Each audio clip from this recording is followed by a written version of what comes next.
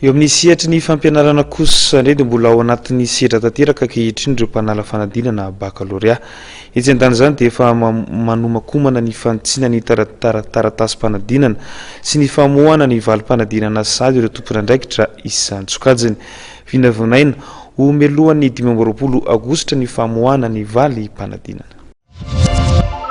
Melohan'ny 20 ny volana aogositra no ivoaka ny voka-panadinana baccalauréat araka ny nambarany teo anivon'ny ministeran'ny fampianarana ambony sy fikarohana siantifika. Aorian'ny fanadinana izay farana ny zoma ho avy izao ho an'ny baccalauréat ankapobeny ary ny 3 aogositra izay ho an'ny baccalauréat teknika dia iroso amin'ny fitsarana. Samy manana ny fotoany ivoahany kosa ny ivitoerana baccalauréat.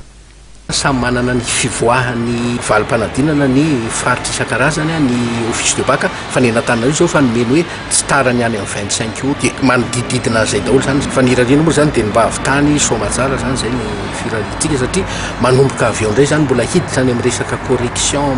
mbola be dia be ny asana baka zany mbola be dia be hatrany amin'ny correction ka hatramin'ny farany fa ny zavatra natoko tamin'ity dia misy grille de correction zany efa nomanina tany amin'ny quarantaine mba hanamora fanaovana correction rehefa tonga zay rehetra zay ary fa voalamina ara-dalàna zany rehetra zany zay zany misy any fanavaozana ankoatran'le fanontenenina moa hoe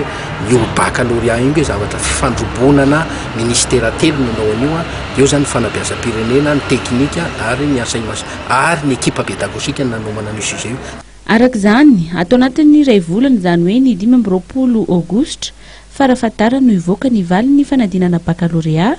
izay nanomboka omaly fa 14 ny volana jolay ny fanadinana antsoratra ary mpianatra miisa 70 sy 709 ala sy iray hetsy izay miparitaka amin'ny ivitoeram-panadinana iray sy 300 no miadina izany.